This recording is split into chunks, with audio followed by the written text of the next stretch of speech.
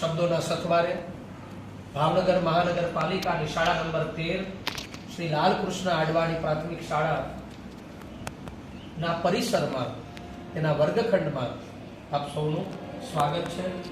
ધોરણ 8ના વર્ગખંડમાં અમે છીએ. વરસાદનો અવસર છે અને શાળા એટલે કે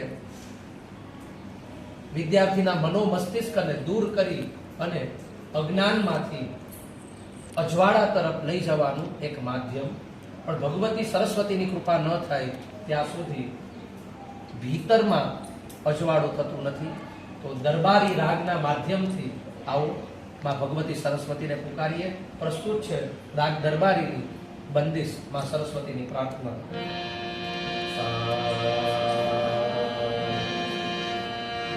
જયતિ